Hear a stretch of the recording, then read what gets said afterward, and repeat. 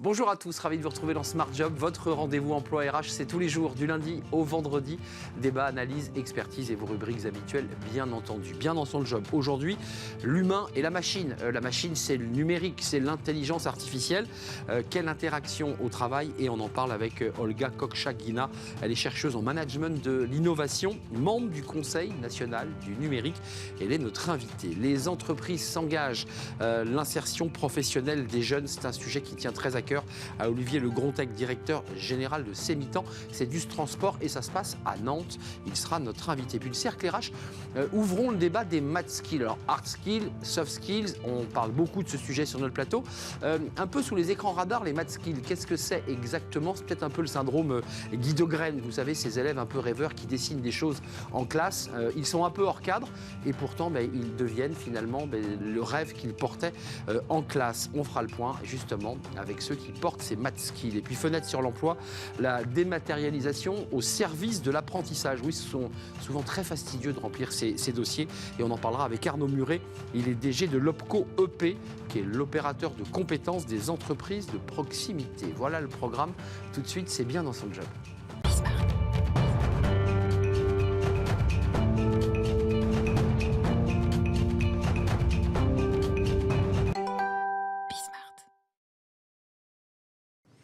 Bien dans son job, on va s'intéresser, alors c'est un sujet qui nous habite tous, sur la place de la machine, du numérique dans nos vies quotidiennes. J'ai moi-même un téléphone portable devant moi, il est là, et on en parle avec Olga Kokchak-Guina. Bonjour Olga. Bonjour. Ravi de vous accueillir, chercheuse en management de l'innovation, membre du Conseil national du numérique, et vous enseignez et vous cherchez à l'EDEC Business School.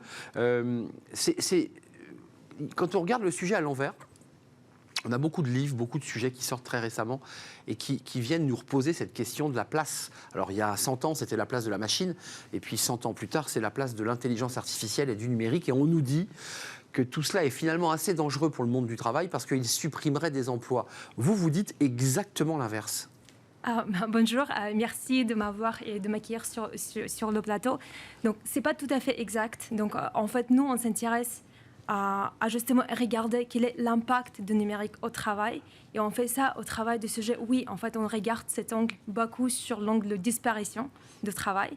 Et en fait, avec le Conseil français du numérique, on s'est vraiment posé la question, mais en fait, on pense que c'est plus compliqué que ça. Donc, le travail se métamorphose et se change. Et il y a des effets multiples qui existent justement au niveau de travail. Et donc, on s'est pas mal intéressé à ces questions pour regarder. Mais finalement, si on regarde les différents types de travail, quels sont les impacts? Je le redis, on a démarré par la révolution industrielle et on nous a dit la machine elle est totalement métamorphosée. Il n'y aurait plus de salariés, il n'y aurait plus d'ouvriers, ce qui est faux. Même si on le voit, les ouvriers ont évolué, il y en a moins, ils deviennent plus techniciens. Est-ce qu'aujourd'hui, on en est où dans cette révolution numérique? Autant les historiens commentent la révolution industrielle, on en est où? On en est sorti, on est entré dans la révolution, on en est où là? À mon avis, on est en plein dedans.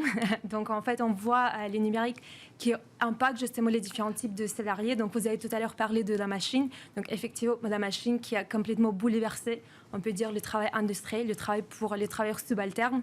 Et en fait, le numérique arrive dedans, mais aussi, finalement, pour les travailleurs de cadre. Juste pour vous donner quelques exemples, si on prend les travailleurs subalternes, on voit notamment le numérique avec ses avantages. Donc, comment, en fait, on peut aider les travailleurs d'aparté et sous-parté, les poids lourds, exosquelettes. Exosquelettes pour les plâtriers, pour les maçons. Tout à fait. En fait, on peut tout à fait imaginer d'autres effets d'efficacité, mais aussi des effets négatifs. Donc, par exemple, si on regarde les travailleurs des services, les métiers des soins, en fait, on a tout ce qui est le minutage. Finalement, on est dans les métiers où l'humain est au cœur. Mais si on commence à minuter, en fait, on voit l'effet de déshumanisation de travail. Et en fait, on a finalement une perception assez négative de travail pour finalement les travailleurs subalternes. Mais si on regarde les cadres, et je vais juste donner quelques exemples, mais on peut revenir là-dessus tout à l'heure. En fait, oui, certes, il y a une efficacité. On parle de travail hybride, on parle de télétravail. On a justement des poids positifs sur le télétravail, mais aussi on commence à citer le surcharge informationnelle, comment en fait on arrive justement à imaginer le travail un peu plus équilibré. Garder la bonne distance. Tout à fait. Le télétravail pour vous, et ça c'est un travail sur lequel vous vous êtes penché, a accéléré le processus de mutation. Jamais on aurait imaginé, il y a 2 ans, pouvoir continuer à enseigner, et vous l'avez fait, j'en suis sûr, même si c'est parfois un peu imparfait, à distance. C'est des choses qui étaient évidemment inimaginables, et le corps enseignant, éducatif, s'y refusait. Est-ce que tout ça a permis d'accélérer cette mutation dans notre relation à la machine et à l'informatique ? Tout à fait. Je pense que même avant Covid, il y avait déjà certains métiers, certains types de travailleurs qui ont été beaucoup exposés à tout ce qui est télétravail. Donc pour certains métiers, notamment les consultants qui ont été à l'international, ce n'était pas forcément nouveau. Et puis il y en a d'autres qui finalement en fait, ont été tous exposés au télétravail. Donc vous avez cité les enseignants, on a aussi des travailleurs intermédiaires qui finalement, auparavant, ils n'utilisaient pas forcément Zoom, Teams, etc. Mais maintenant, c'est le cas. Donc oui, en fait, on voit cet effet massif d'accélération qui a permis justement cette mutation et voir des effets positifs et négatifs de télétravail, mais on peut revenir là-dessus. Vous avez proposé, et vous proposez 10 leviers pour rendre les travailleurs acteurs de leur relation aux outils numériques. Alors, le télétravail a accéléré le processus, c'est évident. Mais même avant le télétravail, on avait des collaborateurs qui disaient « mais on nous change les processus, on change les modèles informatiques, moi je suis perdu ». Certains étaient même décrocheurs de l'informatique, c'est-à-dire globalement on disait « je ne sais pas me servir de l'outil ». Est-ce qu'on a progressé aussi là-dessus, c'est-à-dire dans l'accompagnement pédagogique, et que l'informatique c'est aussi un outil RSE ? Tout à fait, je pense qu'on progresse de plus en plus, donc à travers de 10 leviers. Effectivement, l'objectif pour moi, c'est à chaque fois de donner l'agentivité. Donc, qu'est-ce qu'on voit et qu'est-ce que change ? Donc, oui, le numérique nous impacte différemment. Oui, on a les différents types d'organisations qui sont plus ou moins avancées, mais en fait, la vraie différence, c'est vraiment l'agentivité individuelle qui est à la fois basée sur, OK, est-ce que je me sens capable d'apprendre ? Est-ce que je suis entourée justement des dispositifs qui me permettent d'aller un peu plus loin et comprendre que ce n'est pas une boîte noire, qu'en fait je suis vraiment accompagnée, ou bien est-ce que j'ai un dialogue social qui existe dans mon entreprise qui m'aide justement à décortiquer un peu ces outils et à aller un peu plus loin. Donc comment on développe cette agentivité au niveau du travail finalement ? Est-ce que vous poussez votre réflexion, et je suis sûr que vous l'avez, en se disant mais oui effectivement assumons le fait que l'intelligence artificielle par exemple peut supprimer des tâches, je mets des guillemets, subalternes. On voit les notaires, on voit les experts comptables, on voit tous les métiers du juridique qui commencent à réfléchir à cette question. Comment ensuite on accompagne le collaborateur à qui on dit voilà, tu n'auras plus à remplir sur une feuille à la main ou en informatique, ça ne sera plus parce que ça sera fait automatiquement. Comment on l'accompagne ? Ça, c'est une réflexion que vous portez. Tout à fait. Et en fait, aujourd'hui, on voit que c'est pas forcément qu'on supprime ces tâches. En fait, on est beaucoup plus à le travail qu'on a fait. On a étudié ces relations entre le numérique et la machine et on voit que c'est la coexistence de ces tâches. Comment, en fait, on arrive à co-créer un environnement dans lequel la machine peut travailler avec un humain. Donc finalement, par exemple, si je me sers de ChatGPT, le fameux ChatGPT, donc dont tout le monde parle. Donc en fait, comment je peux l'introduire pour pouvoir peut-être lancer un dialogue dans le classe. C'est l'exosquelette du cerveau, quoi. C'est un peu ça, quoi. Tout à fait. Donc, en fait, on voit les limites. On sait que ça utilise les bases de données qui ont été conçues en 2021. Donc, c'est quand même les modèles prédictifs qui existent. On ne sait pas si c'est vrai ou faux, mais utiliser ça comme un service pour nous aider à aller plus loin, discuter avec la machine, améliorer la façon de travailler. Ouais. Un dernier mot, parce que c'est la chercheuse et c'est celle aussi qui est membre du cercle du numérique, du Conseil national du numérique. Il faut quand même des cadres, il faut quand même que la puissance publique organise et cadre tout cela quand même. Il y a des débats d'éthique, il y a des débats de liberté quand même. Tout à fait. Donc, en fait, à travers des différentes propositions qu'on a pu identifier avec les conseils français du numérique, donc on a cité un peu anticipé, donc comment on arrive à aider à décortiquer, mieux comprendre ces outils, comment on arrive à accompagner les salariés. Troisième partie de Vallée, c'est vraiment la consolidation. Donc, comment on arrive à consolider par le dialogue social, par finalement les lois qui vont encadrer tout ça. Donc, AI Act permet justement déjà d'engager et regarder quels sont les impacts du numérique, comment en fait on peut anticiper et bien même faire les audits de ces outils-là. Donc tout à fait, et c'est indispensable. Ouais. Allez voir le Conseil national du numérique et sur ces débats, ces réflexions menées par des chercheuses et des chercheurs, des spécialistes en tout cas, sur la manière donc de marier, d'harmoniser le télétravail, la machine, des réflexions, des pistes de réflexion. Merci de nous avoir rendu visite, Olga Kokchkagina, chercheuse en management de l'innovation. Vous êtes professeure à l'EDEC Business School. Et vous êtes membre éminent du Conseil national du numérique. C'est un vrai plaisir de vous accueillir. Merci. On tourne une page, on s'intéresse aux entreprises qui s'engagent. C'est notre rubrique hebdomadaire avec notre partenaire à la rencontre d'entrepreneurs, d'entreprises qui travaillent et qui proposent des emplois aux jeunes. Et c'est tout de suite.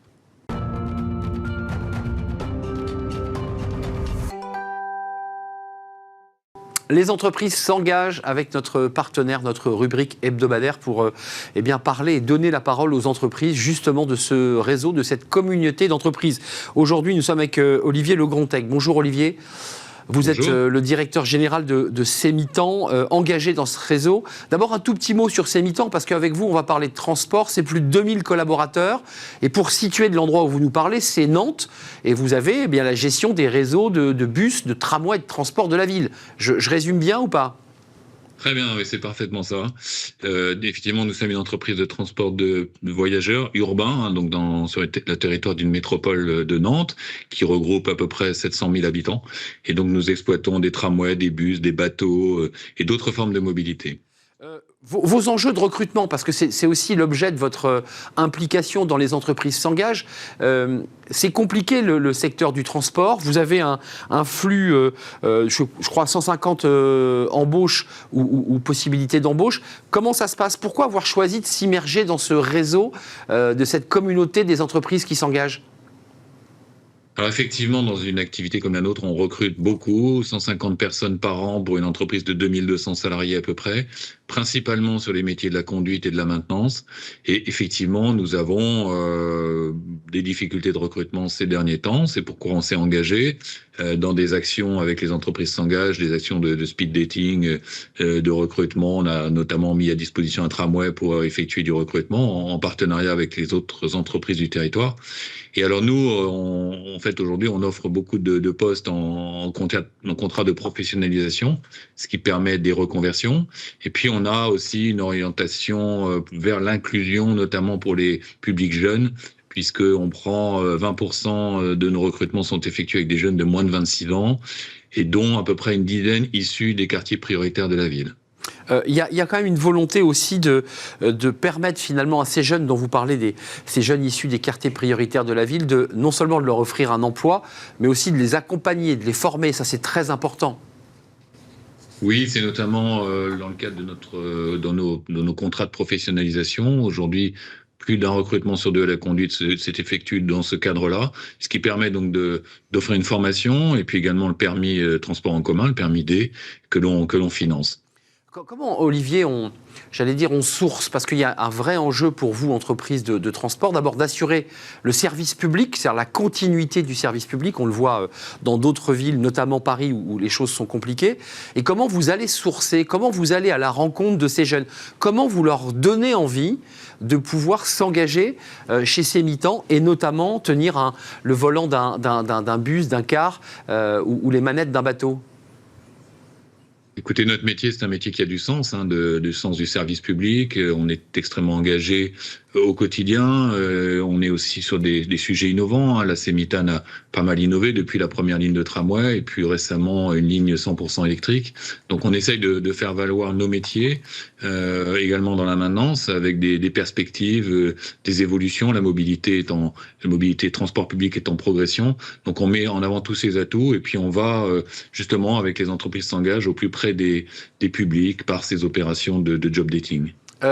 Entreprise s'engage, c'est une communauté d'ailleurs qui est assez dynamique à Nantes, puisqu'on a reçu sur ce plateau l'un de vos collègues, alors, qui n'a rien à voir, qui est boulanger et qui a beaucoup de boulangeries, qui est très actif dans le sujet, vous l'avez peut-être croisé.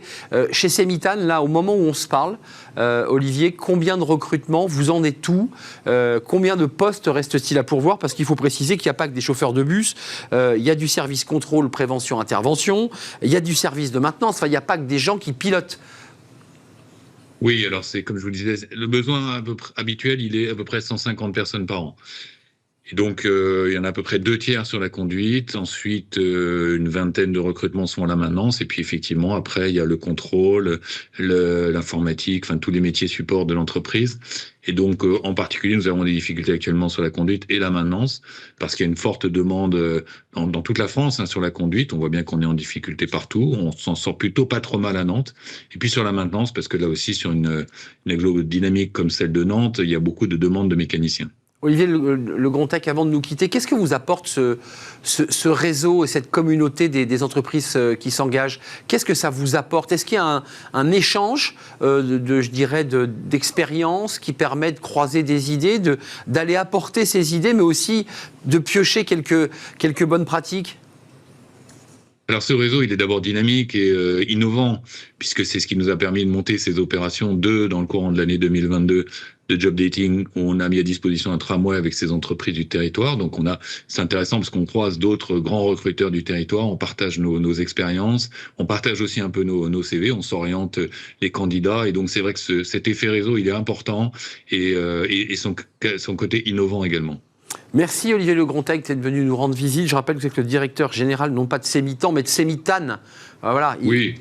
Bien sûr, c'est le réseau de transport nantais, plus de 2000 collaborateurs avec, allez donc sur le site, une vraie dynamique de recrutement, notamment en direction des jeunes chez Cemitane. Merci Olivier de nous avoir parlé de Nantes, donc merci à vous. On fait une courte pause et on va s'intéresser au MatSkill, qui doit d'ailleurs peut-être intéresser les responsables d'entreprises de transport. Les MatSkill, c'est pas les hard skills, c'est pas les diplômes, les compétences, c'est pas non plus les attitudes et les comportements, c'est autre chose, c'est les passions, c'est une activité sportive, c'est l'amour du voyage, c'est écrire des livres. Bref, c'est tout ce qui est hors professionnel et qui peut être excessivement utile à un recruteur. Qu'est-ce que c'est exactement? En quoi il est utile de développer et de proposer justement ces MatSkill? On en parle avec nos invités, c'est le thème du débat, le cercle RH, juste après la pause.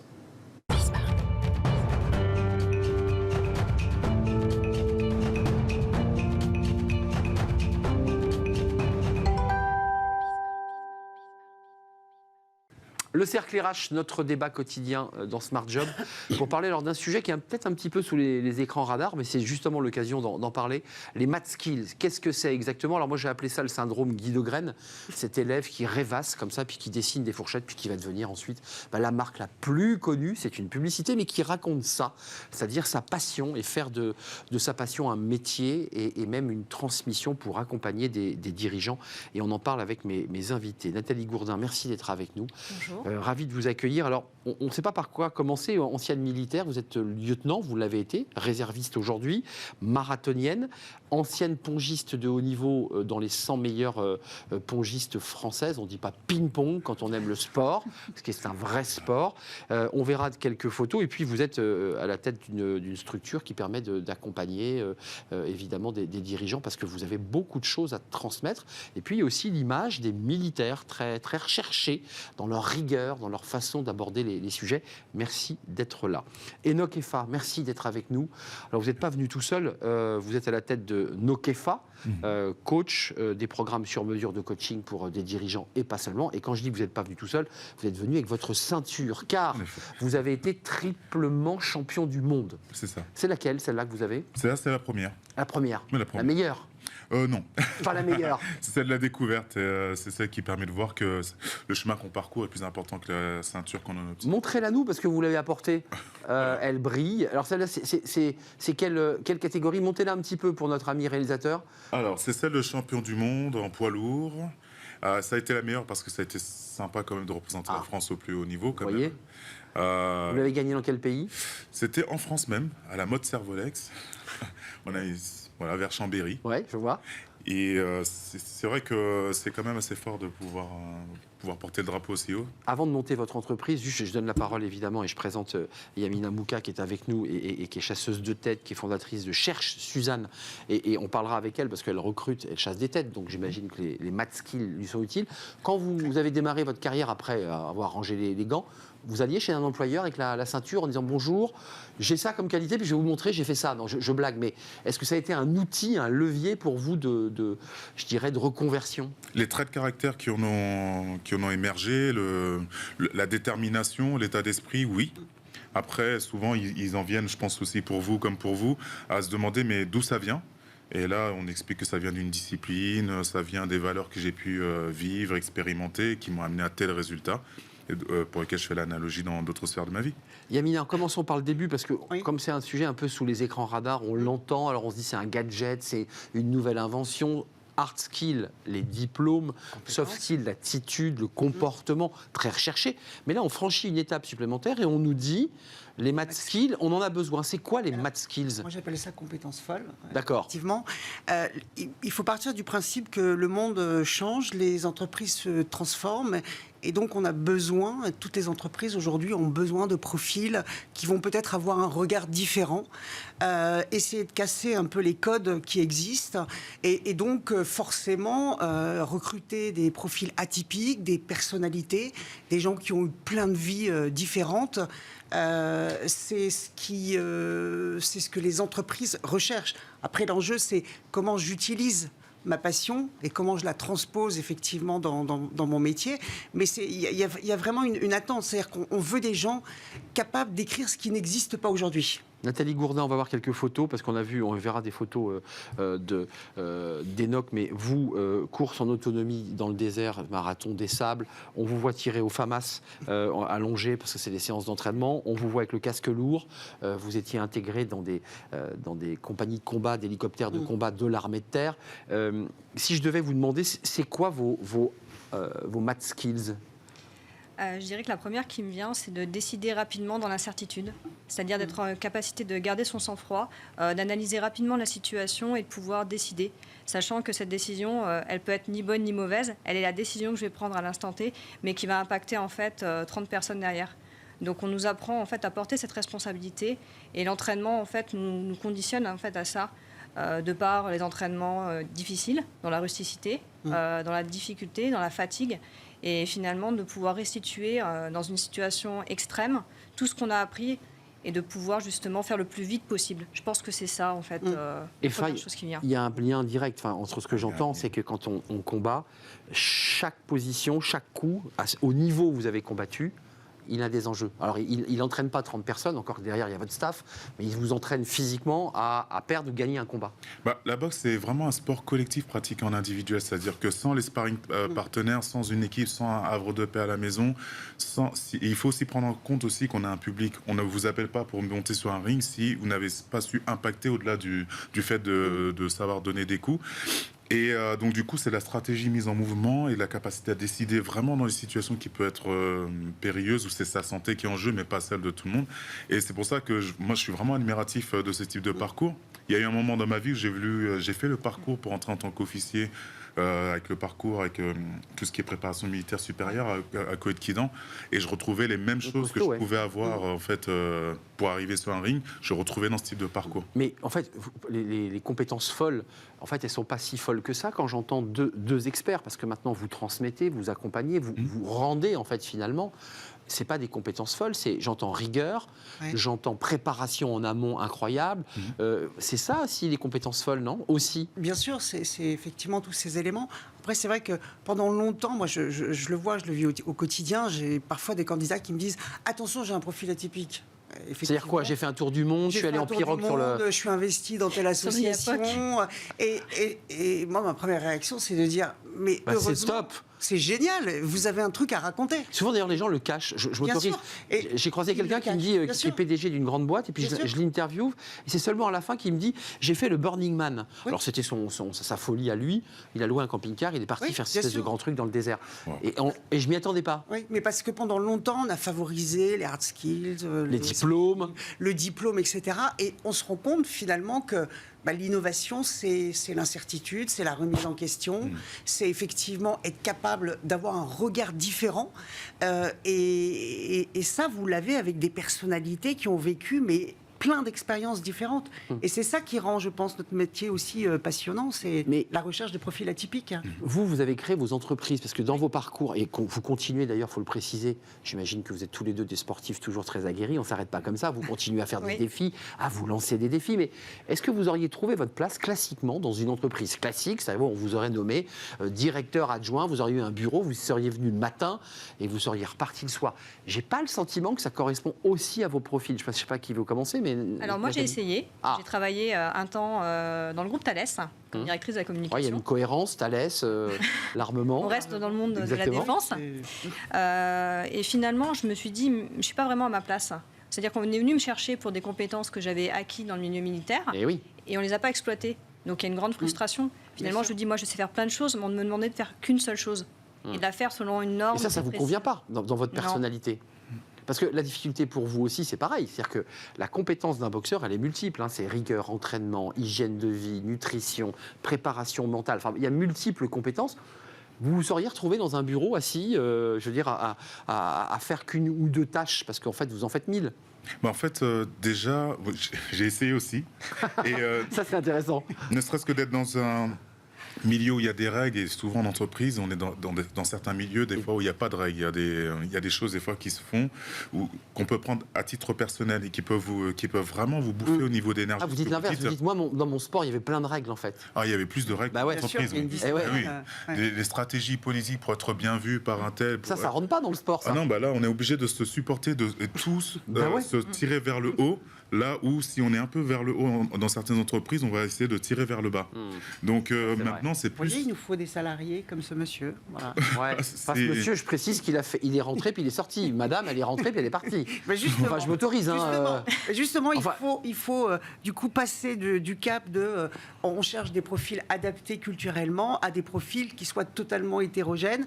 Et ce sont les différences et les richesses de personnalité qui font la force d'une entreprise. Mais ça, c'est de la théorie, Yamina, et que je trouve vraiment intéressante, puisque nous, on la porte sur ce plateau, c'est la chaîne des audacieux. Ça va au-delà de la théorie. Voilà, non, mais je veux dire, mais dans les faits, on voit quand même à l'épreuve des balles, pour faire une métaphore militaire, ou à l'épreuve des coups, on voit que ça marche pas si bien. C'est qu'en fait, on a envie de faire rentrer les gens dans une case, qu'il y a des enjeux politiques, et que finalement, là, on joue plus à égalité. Alors, il y a des dirigeants, excusez-moi. Non. Il y a des dirigeants maintenant qui sont en alerte Bien de sûr. ça. C'est Et pour c'est ça pour qu'on en ça parle. qu'ils nous Bien sûr. appellent. Et le fait qu'on reste à l'extérieur et qu'on préserve notre vision, notre énergie Bien sûr. et cette plus-value au C'est final, plus fort, finalement.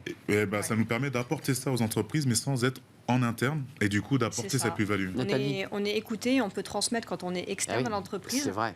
Et on peut accompagner justement dans le leadership des cadres, des dirigeants et insuffler justement une vision qui est différente, alors qu'on n'a pas ce pouvoir en interne. Non, parce que c'est extrêmement rétréci. C'est tout l'enjeu des ressources humaines, c'est justement comment faire en sorte que une pluralité de parcours puisse fonctionner ensemble. Et c'est, je pense, un gros travail effectivement auquel les DRH font face aujourd'hui. Mais vous, Yamina, votre boulot, c'est quand même d'avoir des candidats que vous avez auditionnés, en quelque sorte. Hein, vous avez fait cette fiche, vous les avez découverts, puis convaincre en face un DRH qui vous dit, moi, je veux ça, je veux le mouton à 5 pattes, le diplôme, les 10 ans d'expérience, je veux ci, je veux ça. Et vous lui dites, bah non, j'ai pas ça, mais par contre, j'ai ça. Et il faut réussir à lui faire comprendre que cette espèce de passion folle qu'il peut avoir pour la Bien bande sûr. dessinée, qu'il peut avoir pour les voyages au bout du monde, ça lui sera utile dans la boîte. C'est pas si simple, ça. C'est pas simple, mais moi je pars du principe que mon boulot, c'est faire en sorte d'avoir toujours un coup d'avance. C'est-à-dire, quand je recrute pour mes clients, c'est de me dire, il faut que je puisse trouver des personnalités qui vont incarner l'avenir de l'entreprise. Et donc, forcément, on va effectivement aller sur des terrains qui ne sont pas toujours évidents, mais c'est ça aussi, je pense, qui fait la richesse d'une entreprise. C'est effectivement d'imaginer l'inimaginable. En fait. Est-ce qu'il faut oser être différent pour réussir? Parce que vous, votre punchline, enfin en tout cas Enoch, donc on va voir les photos, c'est vous jouez sur les deux. Vous avez le gant, vous avez gardé la veste, mais vous êtes toujours torse nu. C'est cette espèce de jeu qui est très intéressant. Non, mais c'est intéressant parce que vous jouez les deux sur la photo. Oui. Donc il faut oser être différent pour réussir. Est-ce qu'il faut rentrer dans le moule? C'était vrai dans les années 2000 et j'ai le sentiment aujourd'hui qu'avec les startups, avec l'idée de l'entrepreneuriat, il faut se démarquer et donc être différent. L'un des enjeux qu'on a aujourd'hui, c'est, je pense, vous me confirmez, c'est le cas, c'est de passer de ressources humaines à potentiel humain. C'est de se dire, à partir d'un moment, on met en mouvement un potentiel sur quelque chose parce que la plupart des métiers qui n'existent pas, en fait, la plupart des métiers n'existent pas aujourd'hui, et c'est sur des potentiels qu'on doit miser. On doit forger des caractères, donc on doit oser la différence tout en ayant un socle de compétences et de qualités qui doivent être fondamentales, qui doivent être là. Nathalie, vous êtes d'accord avec ça? Alors, on oui. forme au métier qu'on ne connaît pas encore. Donc, il faut inventer autre chose dans le recrutement. Je pense qu'il faut être authentique aujourd'hui, c'est-à-dire pas essayer de rentrer forcément dans un moule. Je pense qu'il faut être soi et arriver avec tout ce qu'on peut offrir et apporter, et puis savoir aussi s'adapter au contexte. C'est ça, parce que si j'ai des super compétences mais qu'elles servent à rien, ça va pas apporter une plus-value à personne. En revanche, si je sais les adapter au contexte et tout en restant moi avec mes valeurs, etc., là j'apporte une plus-value et là je vais pouvoir peut-être insuffler quelque chose qui vont donner envie aux gens de se dire c'est possible de faire quelque chose tout en restant moi-même sans me renier. Le syndrome Par définition, en fait, toutes vos actions, les passions, le sport, l'engagement, a une influence dans votre vie et dans votre vision. Je crois même savoir que vous êtes romancier, en parallèle de... Non, vous voyez. vous savez bien. Voilà. Donc, et forcément, ça crée une personnalité. Donc moi j'ai mon math skill aussi alors. Bien sûr. C'est ça. Bien sûr. C'est utile ou pas? Tiens. Bien sûr que je suis. Comment vous me vendez? Vous dites à quelqu'un, il est romancier, oui, bon, et alors? Mais c'est pas l'idée, c'est pas de se dire il est romancier, bon et alors, c'est l'idée déjà d'avoir une passion, l'idée d'avoir ça dénote quand même une certaine énergie, une certaine ambition, Curiosité. une certaine envie, une certaine curiosité. C'est tout ça Le en roman, fait c'est qui va nous l'imagination. intéresser. C'est l'imaginaire, c'est vrai. L'imaginaire. Mais excusez-moi d'y revenir, parce que moi, je me retrouve totalement dans les maths skills par mon parcours, mais Bien sûr. quand même, le DRH qui a quand même besoin de mettre les choses dans des process, et vous les croisez, vous les collaborateurs, les cadres, les dirigeants, ça doit un peu quand même les secouer quand même. Non, le DRH, il a beaucoup évolué. Il a évolué. Oui, Vraiment, il a beaucoup évolué. Moi, enfin. Non, mais je veux pas les... Je n'ai que des clients intelligents. Non, mais je veux pas les caricaturer, Je ces ne pauvres sais pas, DRH. mais- Mais ils ont aussi bon, Oui. ils sont dans un COMEX, on leur dit attention, il faut quand même que les gens s'immergent bien dans l'équipe. Vous voyez, des personnalités trop fortes qui tout d'un coup sont tellement fortes et puissantes par leurs math skills, écrasent les autres. Vous voyez ce que je veux dire? Mais là, aujourd'hui, il y a cette prise de conscience du fait qu'il y a cette phrase qui dit la seule chose qui est permanente, c'est le changement. Et on a compris que les crises, elles allaient être de plus en Bien sûr. plus permanentes, répétées, et qu'on allait devoir être agile et être doté de personnes qui sachent justement incarner cette agilité. Donc les DRH, maintenant, ils se forment, ils sûr. changent. Et ceux qui ne changent pas et qui ne s'adaptent pas à ça, en général, ça se voit aussi sur l'état de santé de l'entreprise. Lou, Même les entreprises. Nathalie, excusez-moi, l'autonomie, juste cette photo, parce que je trouve assez incroyable. Vous aimez l'autonomie, donc vous aimez vous surpasser, et vous aimez, excusez-moi de faire un peu de psychanalyse, mais une forme d'indépendance, c'est-à-dire être totalement... L'autonomie, c'est ne dépendre de personne. C'est un peu ça l'idée quand même. C'est pas que ça l'idée, c'est-à-dire qu'en autonomie, on doit réfléchir et on doit prendre soin de soi. Et je pense que ça commence par savoir prendre soin de soi pour pouvoir prendre soin des autres. Ça, c'est intéressant. Oui. Une autre Et- manière de voir le sujet. Et puis c'est aussi un parallélisme dans l'autonomie, c'est ce qu'on a appris dans le monde militaire, mais c'est aussi ce que les gens, les blessés, par exemple, moi je cours pour les blessés de l'armée, c'est un parcours de reconstruction, c'est un parcours de vie. C'est qu'est-ce que je vais emmener dans mon sac à dos pour pouvoir avancer sur mon chemin. Et je trouve que l'analogie et la métaphore, elle est assez symbolique et j'aime le faire pour moi, mais c'est pour, me retrouver moi, mais pour redonner aux autres derrière. Pour comprendre en fait les choses, mieux les cerner, parce que finalement c'est dans l'expérience et dans le faire qu'on peut véritablement se rendre compte de qui on est et qui on veut être et qui on peut être. Et je pense que ce genre d'épreuve est quelque chose qui nous ramène de l'expérience et qui nous ramène à un côté plus humain et beaucoup d'humilité aussi. Oui, d'humilité, parce que face au sport, on est humble. On gagne et on perd, on ne gagne pas tout le temps. Il y a des moments où on prend des Ce qu'on veut, coups. c'est apprendre. Ouais. On passe C'est- de l'expérience à l'expérience. Mais en fait. il y a quand même chez vous, chez les gens que vous recrutez, Oui. alors je ne sais pas comment vous abordez vos entretiens, j'ai jamais assisté, vous m'avez jamais Mais je vais chassé. vous inviter, Mais chassez-moi donc. C'est-à-dire lui dire, dis-moi si tu n'as pas des maths skills. Est-ce que ce sujet-là est en train de rentrer un peu, non pas comme un gadget, mais en disant, essaie de me trouver un maths skills, un truc un peu original, parce qu'aujourd'hui, les recruteurs, ils sont très là-dessus. Et le type se creuse, ah oui, j'ai dû faire un voyage en Suisse quand j'étais gamin, vous voyez, en blaguant Ouais, un non, peu. mais- Vous voyez, il n'a pas de maths skills, quoi. Non, mais- Comment ça marche, ça? Alors, déjà, on n'est pas sur le système, vous savez, le CV classique et on vous fait raconter. En fait, l'idée, c'est de provoquer un échange. C'est une rencontre entre le candidat et le recruteur. C'est de pouvoir échanger, de se parler de plein de choses et de pouvoir C'est ce qu'on met à la fin du CV, quoi. Passion, puis c'est tout petit. Alors qu'en fait, là, vous nous dites dans cette émission que ça, faut le mettre très gros, en fait. Mais ça se voit. Objectivement, ça se voit. Enfin, je veux dire, moi, j'ai eu des candidats qui étaient, par exemple, j'ai recruté dans la communication sensible, corporate, etc. C'était un ancien militaire. Objectivement, Profil très recherché, je m'autorise. Hein. profil très cherché. Parce c'est- qu'aujourd'hui, c'est... Ouais, vous êtes recherché, hein. On affronte la certitude et on est capable de faire face à n'importe quelle situation, mais Voilà. d'apporter aussi cette sérénité et de savoir en fait comment manager des groupes Se calme. pour apaiser les tensions, pour mieux gérer les émotions. On a plein de petites choses qu'on peut apporter. Effectivement, c'est un sujet d'actualité qui nous permet aussi Bien sûr. d'être entre guillemets entre militaires ou anciens militaires. Aujourd'hui, avoir le vent en poupe dans ce type de Ouais, je suis profil. entièrement d'accord. Et vous, pareil? Mais là, par exemple, prochainement, j'organise une session avec des dirigeants, mais c'est encadré par d'anciens légionnaires en Ile-de-France. On fait ça sur 3 Bien jours, sûr. en mode code survie, course d'orientation, la nuit, le jour, et ainsi de suite. Ça, c'est quoi? C'est un test où on teste la peur, la gestion de ses émotions, la On gestion teste, de ses stress? on fait émerger, on Ouais, révèle, on on révèle. teste. Il y en a qui ne savent même pas qu'ils ont ça, en fait. Ouais, Exactement. en eux, donc, et ça passe par le corps, ça Bien passe sûr. par ce que vous avez dit tout à l'heure, c'est qu'à partir du moment où vous avez posé une question, si on avait un job, on aurait des journées classiques, j'aurais d'abord rendez-vous avec moi-même, même si je commençais à 9h, je me lèverais lèverai peut-être à 4h30, 5h pour avoir un rendez-vous avec moi-même, pour pouvoir être prêt à affronter toutes les incertitudes de la journée. On n'est jamais en phase avec ce qu'on a prévu dans une journée. Et C'est on vrai. doit se préparer C'est à une ça. métaphore de la vie d'ailleurs. Hein. C'est Il ne être se passe prêt aux jamais des aléas. choses qu'on a imaginées. C'est ça. C'est vrai. C'est faire Enfin, face aux sauf aléas. demain, parce qu'il y a grève. Faire face aux aléas du direct. Pas aujourd'hui. Là, on est sur un plateau en direct, il pourrait y avoir plein d'aléas. Dans la vie, c'est pareil, en fait, et c'est toujours être Ouais, prêt c'est vrai. à les accueillir et d'essayer de transformer en fait ce qui pourrait être quelque chose de négatif en positif. Donc vos messages La sur ce plateau, volatilité. Yamina, la chasseuse de tête, qui parle quand même à l'oreille des DRH, et vous qui avez un regard comme ça un peu en extérieur,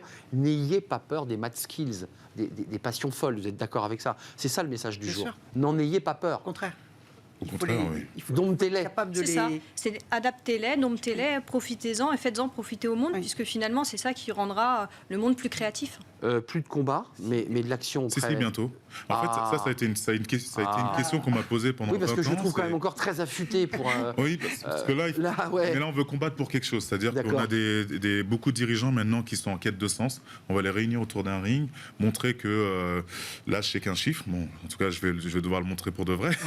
Et d'aller chercher à porter le drapeau au plus haut possible et montrer qu'en France aussi, on peut oser rêver français. Parce qu'à force de voyager dans le monde, en fait, des fois, on rougit d'être français. C'est vrai. On a des dirigeants qui osent, on a des personnes qui veulent oser. Et à l'échelle internationale, faire la différence, ça passe par cette audace, le fait d'oser ces mad skills, de Bien se sûr. dire qu'on rentre pas dans un moule. L'origine France garantie dans la boxe, quoi. C'est ça. Et dans le combat et dans l'engagement. Et on peut mener une carrière d'athlète de haut niveau, comme on peut mener une carrière de maman de haut niveau, tout Bien en sûr. ayant une carrière et ainsi de suite, et être poli. Je suis maman de haut niveau. Oui. Nathalie, il y a une course rapidement, 235 km en autonomie aux États-Unis. Oui, Voilà. Ground to Ground en septembre, et je vais représenter en fait Bravo. l'armée française et les blessés français. Je vais essayer de récolter un maximum de fonds pour eux.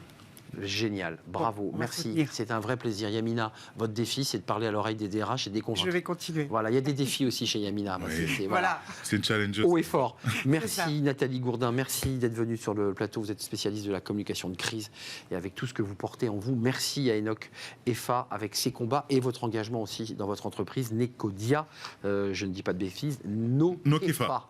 C'est ça. J'étais pas très loin, mais Pas très loin. il faut remettre les lettres dans l'ordre. Merci à Yamina. Merci. Mouka, chasseuse de tête, cherche Suzanne. Non pas désespérément, hein. Mais vous voyez déjà le nom même de l'entreprise. Mais bien sûr, fallait vous oser. aussi, vous êtes dans la maths skills. C'est ça. On termine avec Fenêtre sur l'emploi et on accueille mon invité. Merci à vous trois. Tout de suite, c'est Fenêtre sur l'emploi.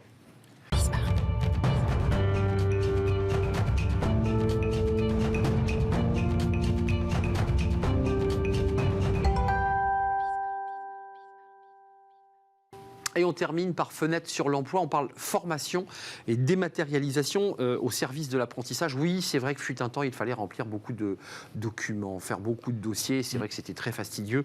On dématérialise et on en parle avec Arnaud Muret. Bonjour Arnaud. Bonjour. Ravi de vous accueillir, directeur général de l'OPCO EP, l'opérateur de compétences des entreprises de proximité, ce que veut dire EP. D'abord, un petit mot sur cet opérateur de compétences. Il faut rappeler que c'est né de la fusion de pas mal de choses pendant la réforme portée par Emmanuel Macron. L'idée, c'est que vous êtes au service de l'apprentissage, c'est ça, vous êtes l'intermédiaire? Également, oui, au service de l'apprentissage et aussi du plan de développement des compétences, donc des salariés dans les entreprises que nous couvrons.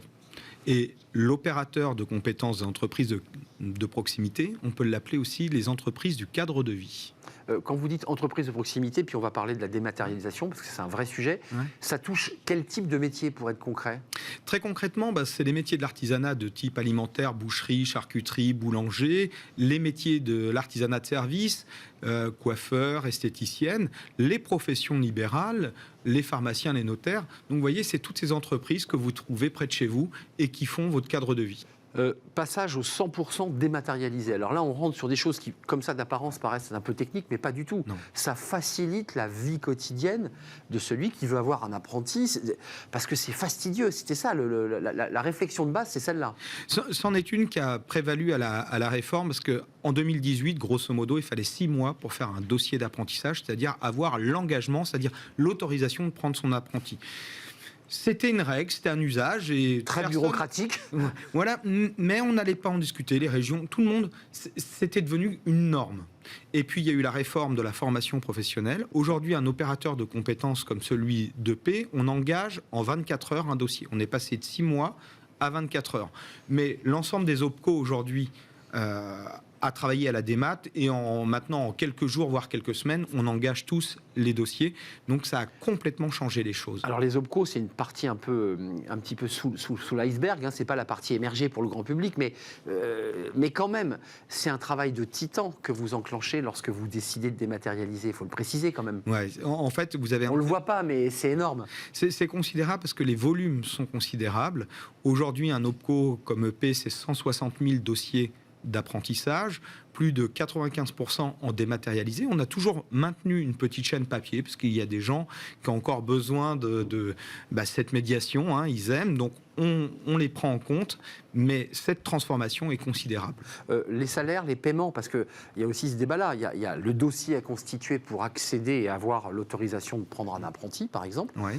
puis il y a le débat des salaires, enfin en tout cas, c'est compliqué pour l'artisan, parce que l'État prend en charge une partie, Exact. mais il faut qu'il en verse une autre. Enfin, l'air de rien, c'est pas si simple. Non, la machine n'est pas aussi simple. Pour autant, aujourd'hui, il y a un très bon dialogue entre les OPCO et l'État. Ça fait que les OPCO prennent en charge le financement de la formation professionnelle avec le centre de formation des apprentis et nous transmettons les fichiers à l'État qui, lui, va verser une aide à l'entreprise. Alors, jusqu'à présent, c'était 8 000 €. Maintenant, ça va être 6 000 € d'aide directement à l'entreprise. L'OPCO EP, d'autres probablement, mais là aujourd'hui c'est focus sur votre OPCO et dans lequel vous êtes vraiment immergé.